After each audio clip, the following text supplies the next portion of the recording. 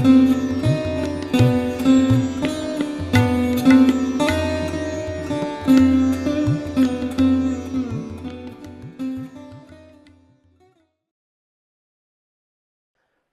श्री माता जी। Online उपस्थित सभी सहयोगी भाई बहनों का ध्यान सत्र में हार्दिक स्वागत है। नमस्कार करके कलेक्टिव बंधन लेते हैं।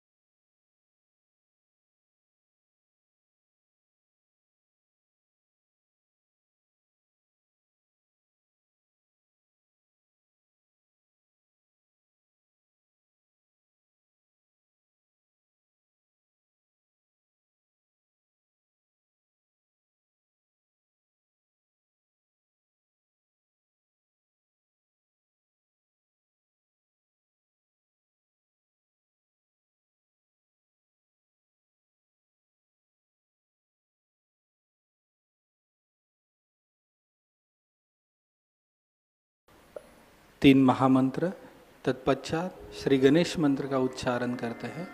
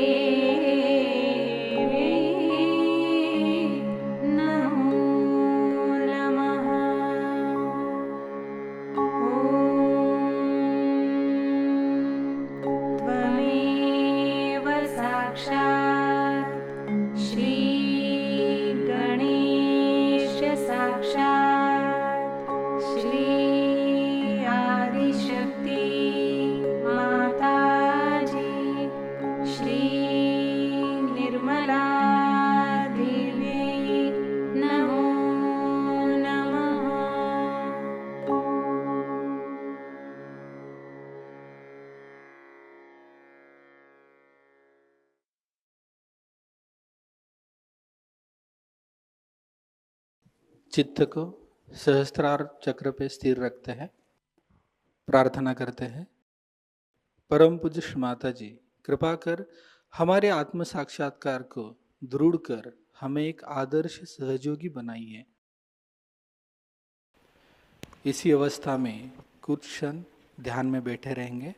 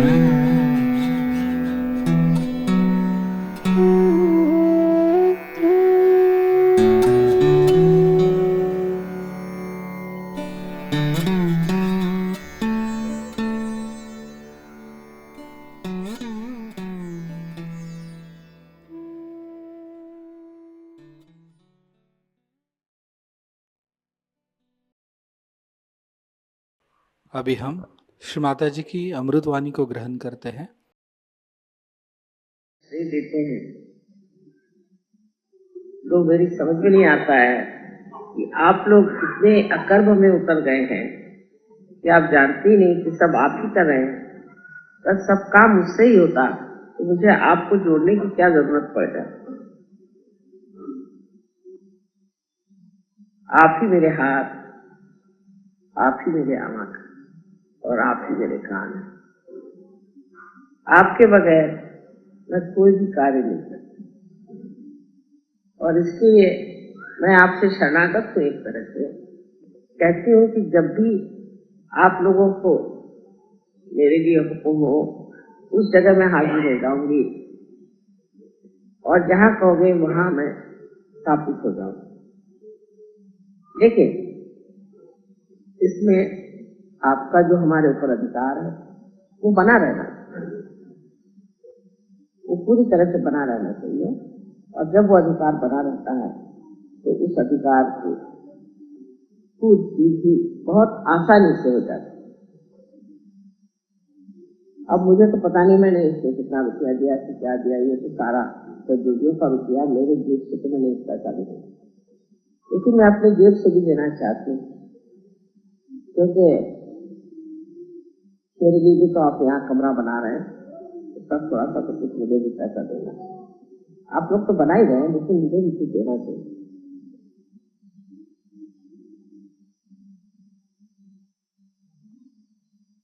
सहयोग एक आनंद का पर्व है। एक आनंद का सागर है। हर चीज से आपको आनंद जब मिले तो सोचना चाहिए कि आप सहयोग की संवेदनशीलता को प्राप्त कर लें, लेकिन आप में वो आनंद उसकी प्रचिति न हो तो सोचना चाहिए कि आप में अभी कमी रहे। इसको बनाने में जो कुछ भी कष्ट हुआ हो, जो कुछ भी परेशानियां हुई और जो कुछ भी आपको खाना पड़ा, ये सब कुछ एक खेल, ये सब एक खेल। और इस खेल को हमने जिस तरह से खेला उसका मजा हमने उठाया। घर बनाना, मकान बनाना, विश्व बनाना, ये सब एक खेल। अगर आप विश्व के बनाने पर ये सोचें कि कैसे बनेगा, क्या होगा, तो उसका मजा ही खत्म हो जाएगा। लेकिन आप बना रहे हैं, आप देख रहे हैं किस तरह से बना रहे हैं और किस तरह से इस चीज को कर रहे हैं। सिर्फ आपका चित्त अगर स्वच्छ हो, चित्त शुद्धि हो और चित्त में यही विचार हो कि कोई चीज करनी है और ये परमात्मा के कार्य के लिए हम कर रहे हैं, तो आनंद द्विगुणित हो जाता है और भी बढ़ जाता है। उसकी लहरें और भी आपको लपेटती चली जाती है और आप बड़ी गहरी ऐसी एक अनुभूति में जाते हैं जहाँ जाकर आप कहते हैं कि अब मस्त हुए, फिर क्या बोले। वही हाल आज मेरा हो रहा है। ये सारा देख करके, वैसे तो सारा विश्व ही बनाया, लेकिन ये जो भी बनाए, जैसे गुड़िया के खेल में जब आप कुछ गुड़िया का छोटा सा घर बनाते हैं, उसको देख करके बड़ा अद्भुत सा आनंद होता है। ऐसा ही इस विश्व में बसा हुआ ये हमारा आश्रम, इसके प्रति मुझे वही एक अनुभूति प्रतीत हो रही। आज का दिवस भी बड़ा शुभ है। क्या शिव तत्व के दिन, इस दिन हमारे अंदर शिव तत्व प्रकटित होता है। वो आज का दिन, जिस दिन शिव जी की पूजा की जाती है। शिव मने जो अटूट, अटल, अविनाशी। और आज के दिन कोई ऐसी चीज बन गई जो अटूट, अचल और अविनाशी, इन तीन स्तंभों को प्रकाशित करने वाली है। ये तो एक सारे संसार के लिए बड़ी सौभाग्य और बड़ी शुभ बात है। इसे हम लोग इस तरह से समझें कि सारे विश्व में हलचल और दुनिया भर की आफत, कल युग की घोर यातनाएं और उसका प्रकांड तांडव चला हुआ है। ऐसे वक्त एक मेखला कभी होनी चाहिए जिसको हम पकड़ लें। उस मेखला के लिए एक गणेश का तत्व बिठाना पड़ता है। उस गणेश तत्व को बिठाने के लिए कोई न कोई पृथ्वी तत्व की चीज खड़ी करनी पड़ती है। उसी प्रकार आज गणेश तत्व यहाँ बसाया गया, एक पवित्रता यहाँ लाई गई। ये एक पवित्र मंदिर सा बन गया और यहाँ से पवित्रता सारे संसार में घूम सकती और उसका जो कुछ भी कार्य है वो बहुत सुचारू रूप से हो सकता है। हर तरह का आक्रमण, आतताई लोगों को ये एक छोटा सा दिखने वाला आश्रम ही बहुत कार्य करता है। तो जिसे कहते हैं कि न्यूक्लियस, इस तरह से ये एक भारतवर्ष में आज न्यूक्लियस सर्वप्रथम संसार में चीज बनाई गई वो श्री गणेश। लेकिन उनसे भी पहले और आदिशक्ति से भी पहले जो तत्व था, उस तत्व को हम ये कहेंगे कि वो सदाशिव स्वरूप, सदाशिव। उस सदाशिव तत्व से ही उनकी जो शक्ति आई उसे हम आदिशक्ति कहते हैं। तो सबसे पहले जो चीज संसार में रही और रहती है, हमेशा रहेगी, वो चाहे सुप्तावस्था में होती है, तब कोई सी भी सृजन क्रिएशन नहीं होता है, लेकिन जब वो जागृत अवस्था में रहती है तब सारा सृजन होता है। उस वक्त हर तरह का सृजन आते रहता है, फिर उसके बाद अवतरण आते हैं और सब तरह के कार्य होते हैं, और फिर वही जाकर की चीज जब सो जाती है तो सब चीज फिर सुप्तावस्था में चला जाता है। ये जो सुप्तावस्था में जाने की स्थिति है, उस स्थिति से पहले ही हम लोगों को उस जागरण में उतरना चाहिए जो शिव तत्व है।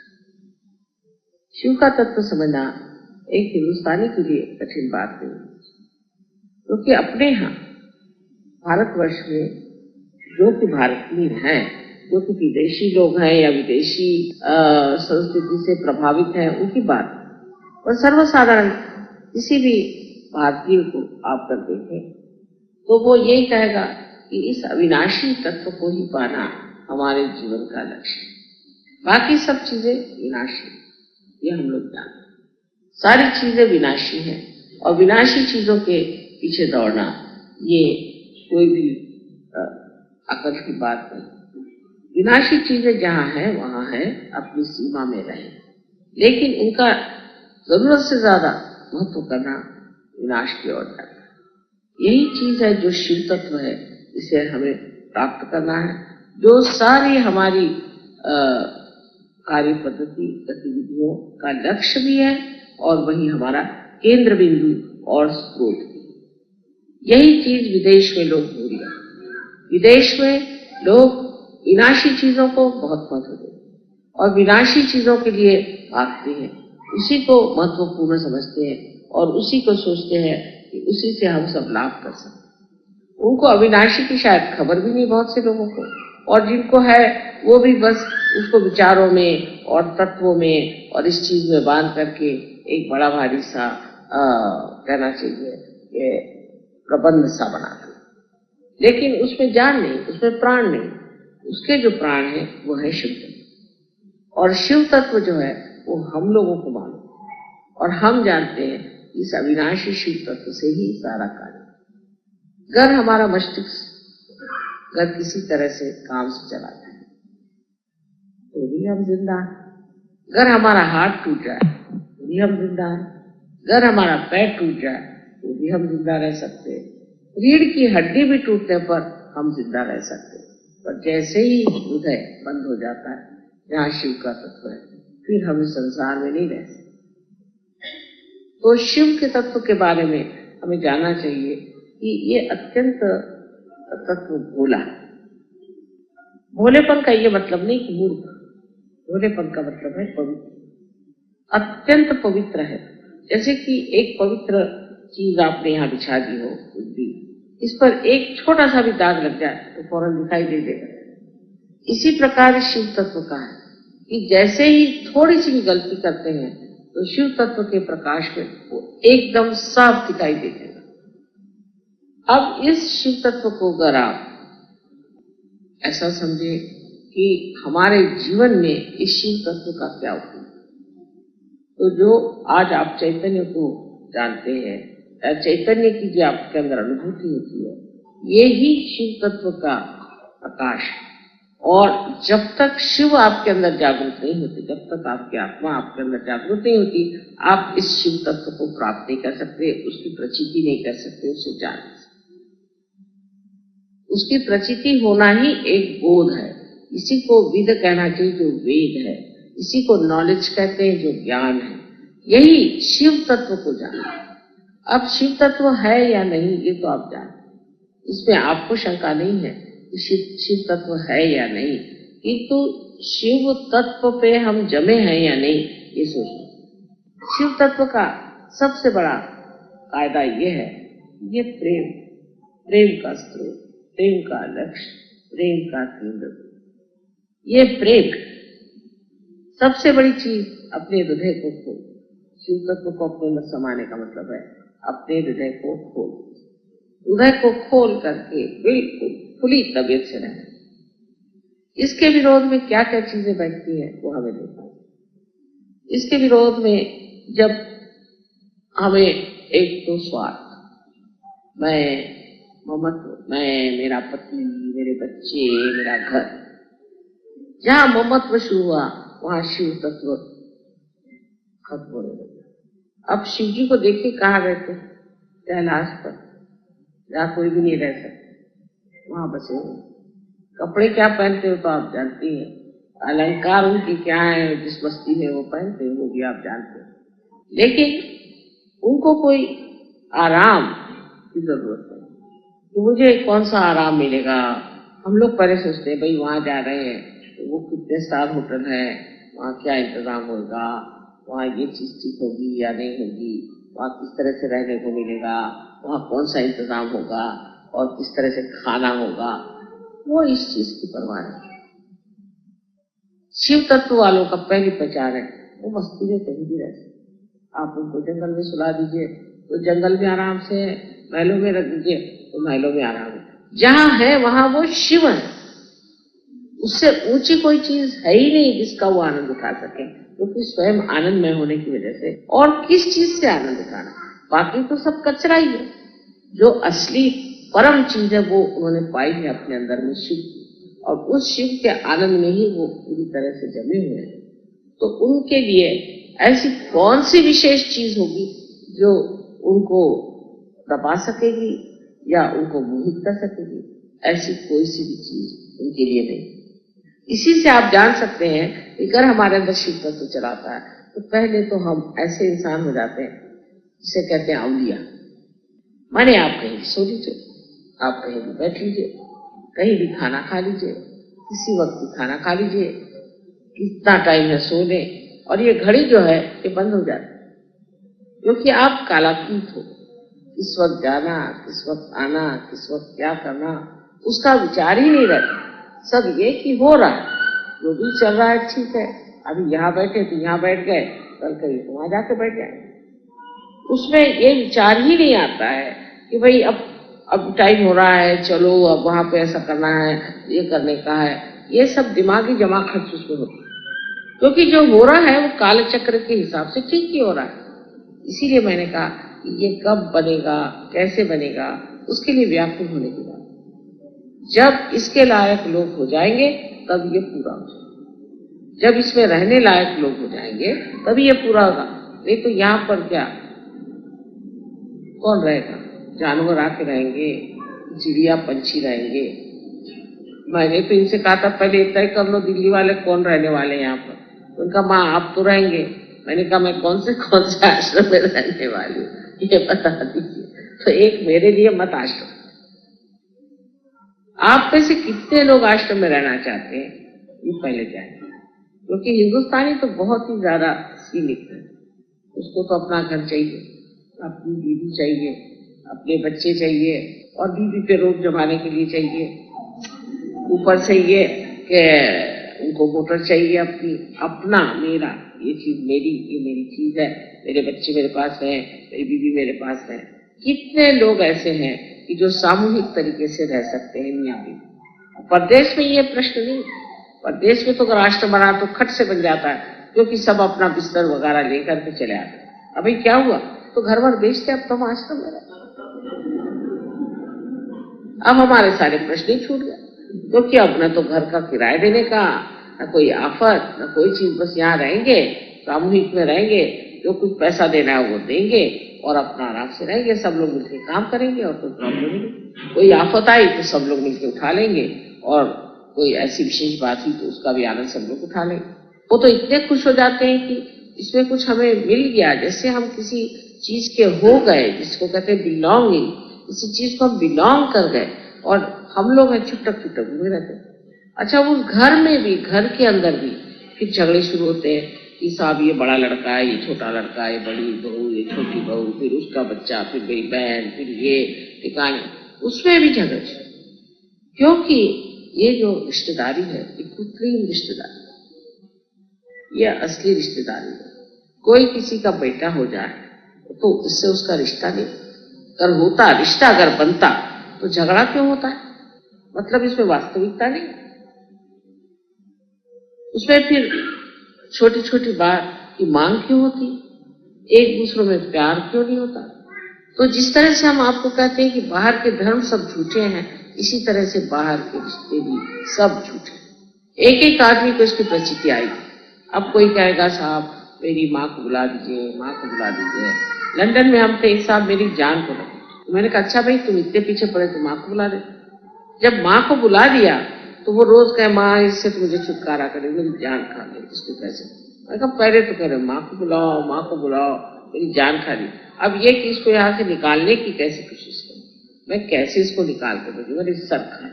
तो मैंने कहा पहले बुलाया क्यों और अब भेज क्यों रहे। वजह ये है कि ये जो रिश्ता था ये रिश्ता सच्चा है, झूठा है। अगर सच्चा रिश्ता होता तो एक प्रेम में विभोर मनुष्य है, उसमें ये नहीं भावना आती कि ये मेरा है। मेरा की जो भावना है ये झूठी भावना है, ये सच्ची भावना बिल्कुल नहीं। अगर सच्ची भावना आती तो आप मुझे बताइए कि कौन से रिश्तेदारी में आपने देखा है कि एक आदमी को शिकायत हो जाए तो सारे लोग उसके साथ खड़े हो। उल्टे अगर आप सहयोग में आए तो आपकी टांगे खींचेंगे। अगर आप सहयोग में आए तो आपसे कहेंगे चलो फिर हमें ठीक कराओ, और तुमने हमें ठीक नहीं कराया तो हम तुम्हें सहयोग में नहीं जाएंगे, फिर और भी तमाशे खड़े कर। क्योंकि शिव तत्व ही सत्य है, बाकी सब असत्य है। और शिव तत्व का रिश्ता आप जानते हैं वो चैतन्य से। इस प्रकार की जब आप चैतन्य को महसूस करते हैं, आप जानते हैं कि चैतन्य है, तो आप समझ लेते हैं ये जो दूसरा सामने बैठा है इससे कितना आनंद था, कितना। एक बार कलकत्ते में एक साहब मेरे पास आए, वो मेरे पैर पे आते साहब 8-10 वहां जितने भी सर्जन थे दौड़े दौड़े। क्यों क्या हुआ पता नहीं किया, एकदम से तो बड़ी नीचे आके एकदम खुल गई। हमने कब जाकर देखे माँ को क्या सामने एक रियलाइज हो सामने। अब वो सब खड़े हुए, वो बेचारा झुका ही बैठा बैठा, उसको तो छोड़ो, पकड़ लिया उसको। उसका जो आनंद आ रहा था जैसे कि गुलाब के फूल से भी ना आए ना कमल के फूल से आए, ऐसे उसका मजा उठा रहे। ये असली रिश्ता हुआ कि बैठे कहाँ थे वहां से भागे भागे आए, क्या मजा आया। जब ये मजा आने लग गया तब रिश्तेदारी, यही असली दोस्ती है, यही असली सहयोग की प्रेरणा, प्यार और उसका आनंद। ये सिर्फ शिव तत्व से हो सकता है। अगर आपके अंदर शिव तत्व है तो आप आपस में झगड़ ही नहीं सकते। आपने गणों को देखा है कि गण कैसे होते हैं कि वो एक इशारे पे कठिन से कठिन काम सब लोग मिलकर करने लग जाते। कठिन से कठिन बात हो उसमें सब जुट करके करने लग जाते। लेकिन अगर हमारे यहाँ शिव तत्व की जब पूर्ण प्रणाली शुरू हो जाती है, मैंने देखा है कि अगर समझ लीजिए कोई चीज अमेरिका में हो गई तो सारे सहयोग उधर दौड़ पड़े। कोई घटना ऑस्ट्रेलिया में हो गई तो सबका चित्त वहां पर। इतनी बड़ी बात है। लेकिन सबसे पहले इसमें हमें जानना चाहिए क्या हम शिव तत्व में स्थित हैं। शिव तत्व में स्थित होना माने मैं नहीं कहती कि आप सन्यासी बाबा बन के आए, पर अंदर से संन्यास्त भाव आना चाहिए। अंदर से संन्यास्त आने भाव का कहना यह होता है कि आप इस तरह से कि एक पेड़ के अंदर उसकी शक्ति या उसके अंदर का जो सैप होता है वो उड़ता है और हर जगह जाता है, हर पत्ती पे, हर शय पर, हर फूल पर, हर फल पे जाता है, फिर लौट जाता है। इसी प्रकार आपका भी प्यार बिल्कुल निर्वाच पूरी तरह से असंग में डिटैच्ड होगा, तब आप शिव तत्व में स्थित हो। और जब वैसे आप हो जाते हैं तब आपको आप एक दूसरे पर मजा आने लगता है। नहीं तो एक दूसरे को देख करके वो ऐसा बोले, इन्होंने ऐसा किया। शुरू शुरू में तो ऐसा लगता था कि मैं किसी झगड़ालू घर में घुस गई, जिसका उसका आपस में झगड़ा, न किसी को आपस में मजा आ रहा है तो कोई आपस में प्यार कर रहा है। जिसका झगड़ा उससे, उसका झगड़ा उससे। मैं तो देख देख सोचती है भगवान अब मैं क्या, यहाँ कुछ मेरा कार्य तो बनने नहीं। लेकिन धीरे धीरे दिमाग ठंडे हो गए, शिव तत्व अंदर स्थापित होने लग गया और अब लोग आपसी प्रेम को आनंद से भोग रहे हैं और जान रहे हैं कि आपसी प्रेम जो है यही सबसे बड़ी। और रिश्तेदारों का भी अनुभव आने लगा। ये क्या चीज है? अपना रिश्ता एक ही चीज से होता है, वो है शिव तत्व। जिस आदमी में शिव तत्व नहीं, जिस आदमी में वाइब्रेशंस नहीं, जिसके वाइब्रेशंस ठीक नहीं है, उस आदमी से आपका रिश्ता हो ही नहीं सकता। कितनी भी कोशिश कर ले तो भी वो रिश्ता बन नहीं। उसको जब तक उसके वाइब्रेशंस ठीक नहीं जाएंगे तब तक आप कुछ भी कर लें, आपको उसके साथ मजा आएगी नहीं। या तो आपके वाइब्रेशंस खराब हो जाएंगे या उसके वाइब्रेशंस खराब। तो आपको ऐसा लगेगा कि इसी के वाइब्रेशंस खराब है तो क्या मेरे खराब हो गए, मेरे खराब है तो क्या इसके खराब हो गए, और एक तरीके से भ्रांतिमय स्थिति आ जाए। आपको यही समझ में नहीं आएगा कि वाइब्रेशंस किसके खराब। तो इसलिए ऐसे आदमी जिनके की वाइब्रेशंस ठीक नहीं, उनसे दूर रहना चाहिए। उसमें कोई किसी को बुरा नहीं मानना चाहिए, उसमें दोनों का लाभ है। अगर आपके अंदर शिव तत्व जागरूक है तो आप उनसे अलिप्त रहें।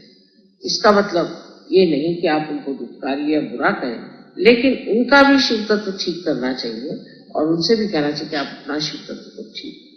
क्योंकि अगर ऐसे लोग बीच में आ जाए तो उसमें कभी भी आनंद नहीं आ सकता। जैसे कि कोई कहे कि दूध में आप दही डाल दीजिए, क्या आ गया, सब तो डिटैच ही है, ऐसा तो होता नहीं। दूध में आपने दही डाल दिया तो दही हो जाए। आप कितनी भी कुछ थ्योरी लगाओ, उस थ्योरी का काम नहीं। उसके सामने जाके प्रार्थना करो, नमस्कार करो, कुछ करो, दूध में आपने दही डाल दिया।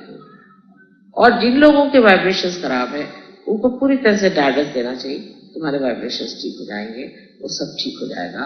और तो आपकी शांति और आपके शिव तत्व से वो देख के कहेंगे हाँ ठीक है, ये आदमी कितना शांति में बैठा है, मैं भी ऐसी शांति में क्यों ना बैठूं, इस शांति को मैं क्यों ना, उसका क्यों ना मैं उसका उपभोग। इस तरह का आपका जीवन उस शांति में, सादगी में, प्रेममय में जब घुस जाएगा तो दूसरे लोग जिनके वाइब्रेशंस ठीक नहीं, जो अभी इतने बैठे नहीं हैं सहयोग में, वो धीरे धीरे बैठे। लेकिन सबको यही कोशिश करनी चाहिए कि हमारा हित का है, हमारा हित इस तरह से पागल जैसे घूमने में और भटकने में नहीं। उस अविनाशी चीज को प्राप्त करना ही हमारे जीवन का लक्ष्य है। हम इसीलिए सहयोग में भी आए, और सहयोग में आकर के हम अगर आधे अधूरे रह गए तो क्या फायदा, हमने क्या प्राप्त किया उससे। हम जिस रास्ते पे आए हम पीछे में बैठ गए, मंजिल तक तो पहुंचे। इस शिव तत्व के बारे में मैंने अनेक बार बातें करी है और बताया, लेकिन दिल्ली वालों के लिए विशेष रूप से शिव तत्व की बात करनी चाहिए। शिव तत्व की बात ऐसी है कि आपको पता होना चाहिए कि जब हृदय आपका पकड़ जाता है तो आपका आज्ञा चक्र, और मैं तो उल्टे कहूं, अगर आपका आज्ञा चक्र पकड़ गया सामने का तो आपका हृदय एकदम से संकुचित हो जाए, एकदम छोटा हो जाए। और जब आपका आज्ञा चक्र खुल जाएगा तो आपका हृदय एकदम ठंडा ठंडा उसमें से बहना। आज्ञा चक्र चढ़ता है अहंकार से,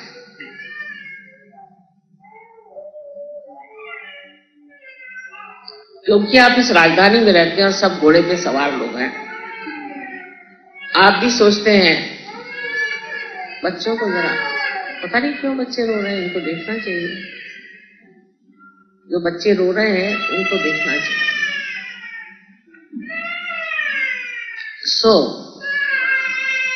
दिल्ली शहर में मेरी जब शादी होके आई तो मुझे लगा कि ये कोई अजीब दुनिया है। यहाँ लोग चलते तो जमीन पर है पर गर्दन उनकी ऊपर ही चलती है, और आप जब तक कूद के उनसे बात नहीं करिए उनको कुछ समझ में नहीं आए।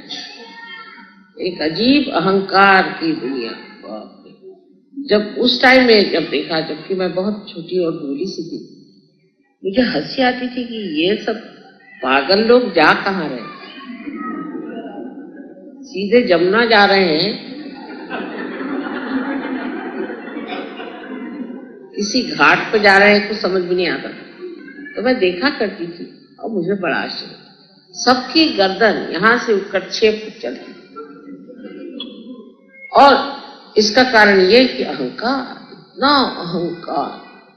एक चपरासी भी अगर बीवी घर में आए तो वो शनील के सूट पहन करके, लिपस्टिक लगा करके पहुंची घर में। मैंने सोचा कोई मेमसा भी होगी, नाखून रंगाए हुए, लिपस्टिक लगाए हुए, चूड़ियां पहनी हुई, बिल्कुल फैशनेबल। और मैं तो उसके सामने बिल्कुल ही गांव की औरत लग रही थी। तो मैंने सोचा कोई मेम साहब होगी, तो मैंने उससे कहा चाहिए, उनको सोफे पे बिठा दिया। तो बैठे ना, मैंने कहा आप बैठिए बैठिए। मैं कैसे बैठ सकूं? मैं कहा क्यों, आप बैठिए। आप हैं कौन? मैं आपकी चपरासी की बीवी।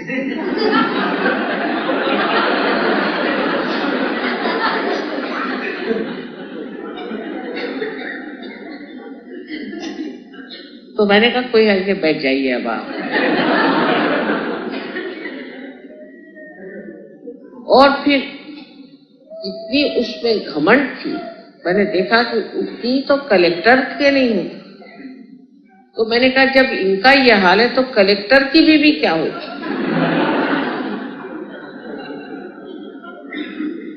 और इस कदर अहंकार और झूठ और इतनी कृत्रिम जिंदगी की मैं तो नागपुर से आई थी, मुझे तो लगा कि ये है दुनिया, कैसी दुनिया है, इसमें कुछ समझ ही नहीं आ रहा। अजीब अजीब से अनुभव आने लगे। जैसे हमारे पति आए तो वो शास्त्री जी के साथ थे। समझ ऐसा दुनिया में तो बड़ी भारी नौकरी, मुझे तो समझ में नहीं आता इसमें क्या बड़ा भारत बना। तो एक हमारी सहेली हमें मिली, वो हमारे कॉलेज में पढ़ती थी, वो तो हमसे बात ही नहीं करे। तो मैंने कहा कि भाई नमस्ते नमस्ते, क्या तुम कहाँ रहती हो? तो तब हमें एक मीना बाग में एक जगह मिली। पहले मीना बाग में रहती हो? हमारे पति क्या करते हैं?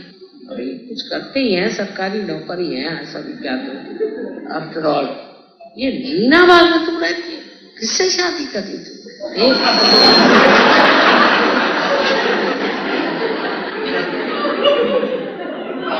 तुमको और कोई नहीं मिला?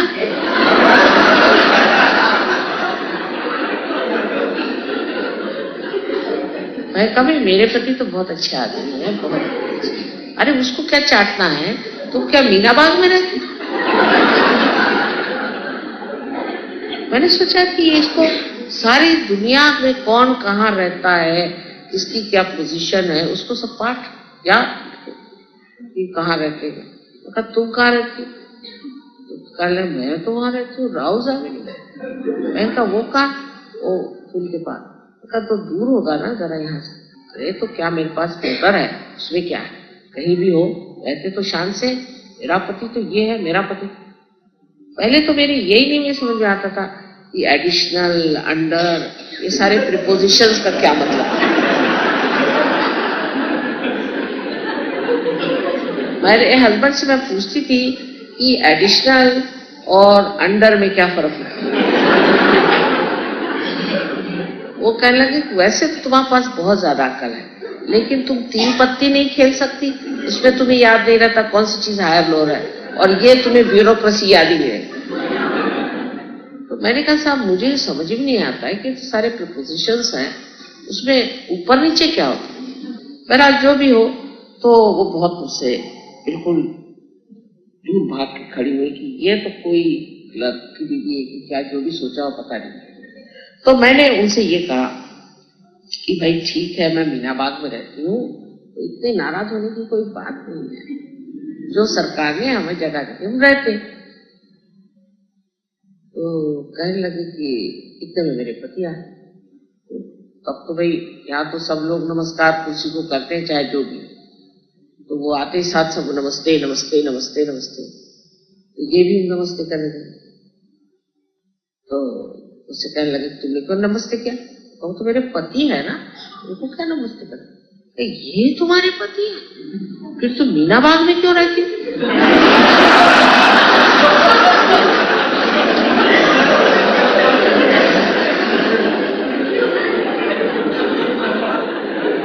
तो जैसे कि कोई वो एरवड़ा का जेल है कि क्या मीना बाग में। उसमें इतना ऑब्जेक्शन क्या? अरे ये तुम्हारे पति, अरे तुम तो बड़े आदमी की बीवी हो। मैं कहा मेरी पता नहीं लंबे हैं मेरे आदमी।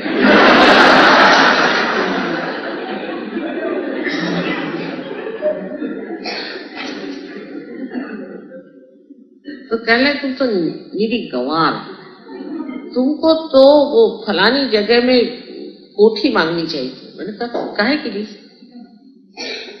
तो कहले वाह इतने बड़े आदमी हैं तो क्या तुमको बड़ी कोठी नहीं चाहिए?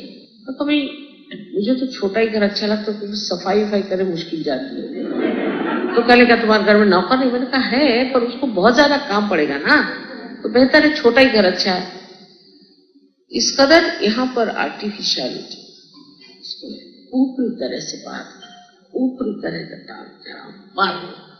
उसके बाद तो वो समझ लीजिए उन्होंने मुझे रोज एक फोन करती थी, मैं तो परेशान हूं।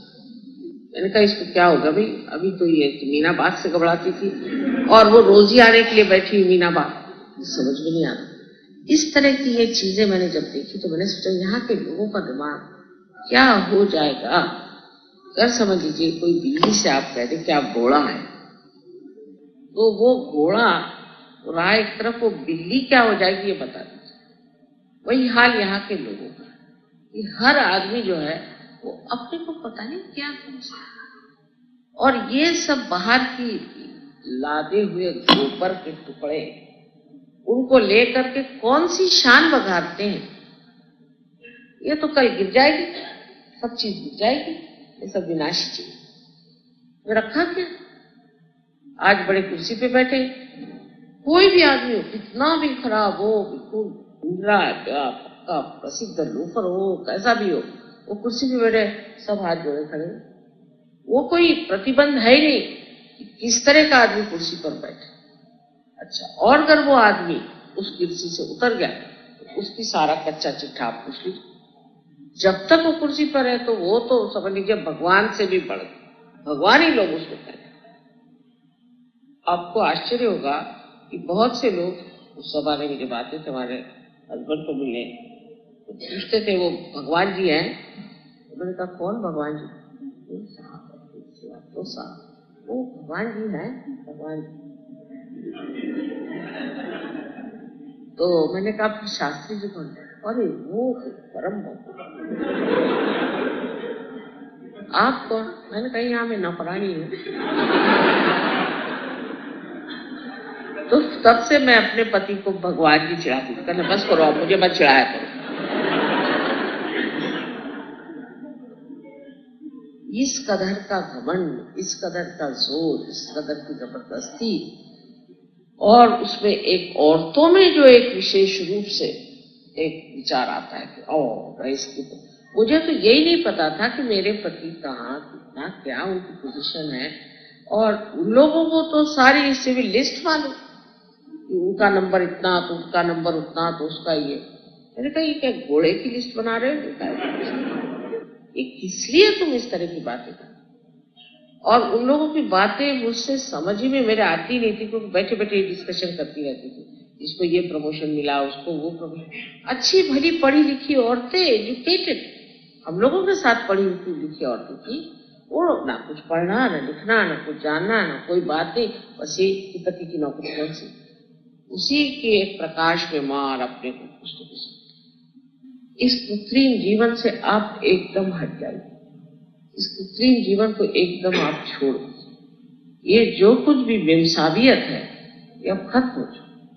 अब असलियत पर आना है, क्योंकि अब सहयोगी, और सहयोगी के लिए ये जरूर है कायदे कपड़े पहने, कायदे से रहे, सुशोभित रहे, ये सब चीज ठीक है, लेकिन अपनी सीमा में, अपनी सीमा में।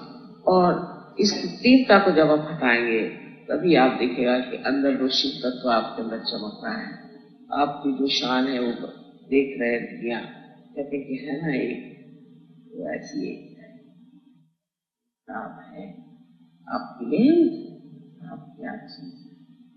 फिर वो कुर्सी से उतरे, चाहे कुर्सी पर बैठे, चाहे वो बाहर जाए, चाहे अंदर जाए, सारी दुनिया उनके नाम से ही सोचेगी हुआ क्या नाम ले लिया। ये सहयोगी की बात है। एक ऐसा चरित्र होना चाहिए, एक ऐसा विशेष स्वरूप होना चाहिए कि जो कहे कि शिव जी जो थे वो तो राक्षसों को भी क्षमा कर। इस प्रकार इस शिव तत्व को हमने मान्य कर लिया और उनका क्षमा तत्व हमारे अंदर जब बस गया तो हमें कोई सता ही नहीं सकता, कोई दुख ही नहीं दे सकता, क्योंकि जब हमें याद ही नहीं रहा किसने क्या तकलीफ दी, तो हमें कौन सा दुख हो। इस शिव तत्व में उतरने के लिए सबसे पहले आपको समझ लेना चाहिए कि बिल्ली बिल्ली है, एक घोड़ा नहीं। और बिल्ली पे बैठा नहीं जाता, नहीं तो बिल्ली मर जाती। ये नहीं सोचना है कि हम दिल्ली में रह रहे हैं तो हम कोई विशेष नहीं। जैसा ही ये सोच लिया ऐसे ही आपका जो है सारा चरित्र ही एक हास्यास्पद इडियोटिक हो जाए। एक और भी मजेदार बात कि एक साहब मिनिस्टर साहब से मिलने गए, तो एक साहब वहां बहुत कूद रहे थे। तो उनका साहब आप इतना क्यों कूद रहे हैं, आपको पता नहीं मैं पिए हूँ। अच्छा पिए हैं, अच्छा नमस्कार। ये तो पिए हुए आदमी है।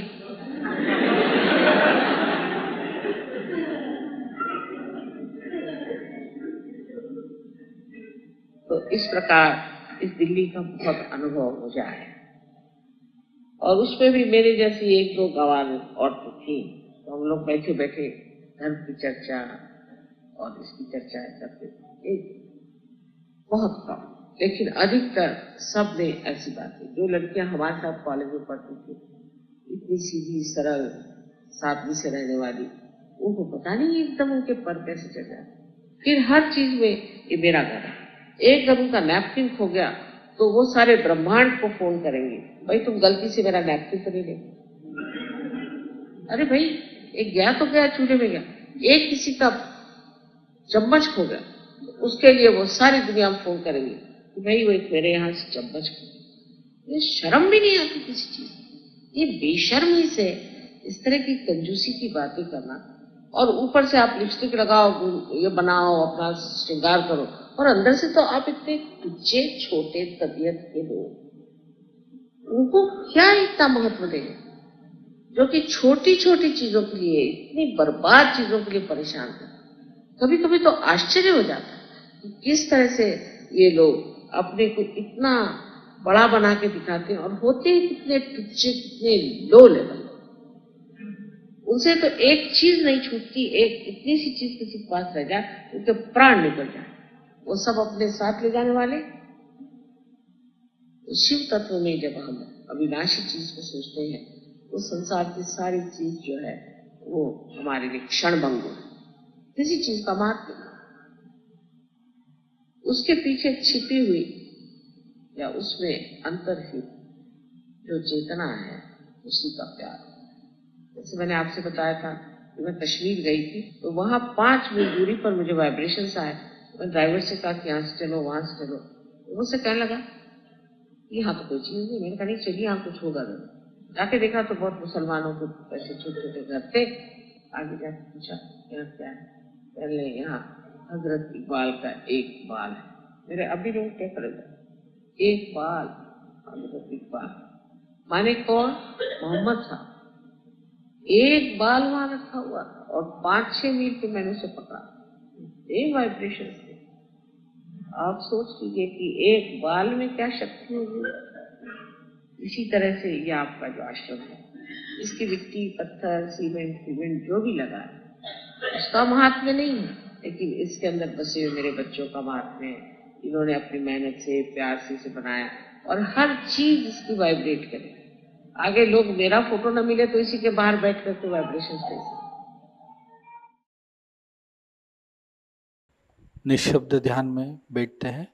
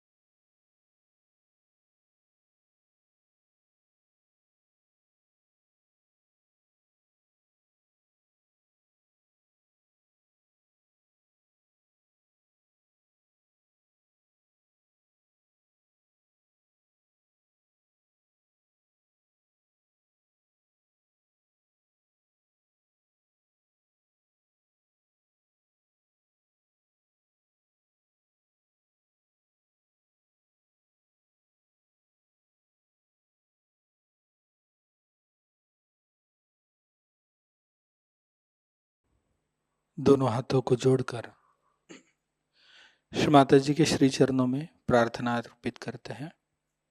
परम पूज्य श्री माता जी, आज का यह सामूहिक ध्यान हम आपके श्री चरणों में समर्पित करते हैं। श्री माता जी, संपूर्ण जग में विश्व निर्मला धर्म स्थापन करने हेतु कृपा कर आप हमें सहयोग प्रचार प्रसार का एक शुद्ध और सशक्त माध्यम बनाइए। परम पूज्य श्री माता जी, कृपा कर हमारी सभी प्रार्थनाओं को स्वीकार कर हमें आशीर्वादित कीजिए। नमस्कार कर कलेक्टिव बंधन लेते हैं।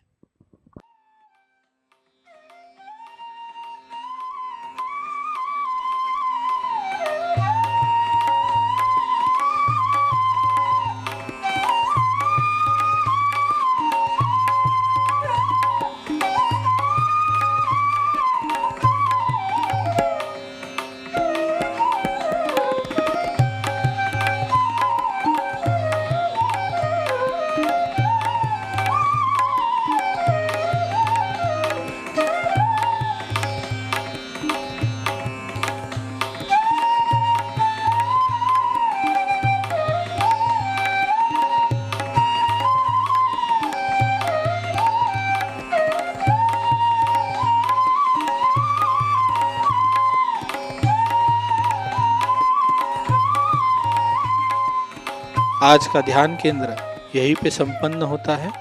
आप सबका हृदय से धन्यवाद। जय श्री माता जी।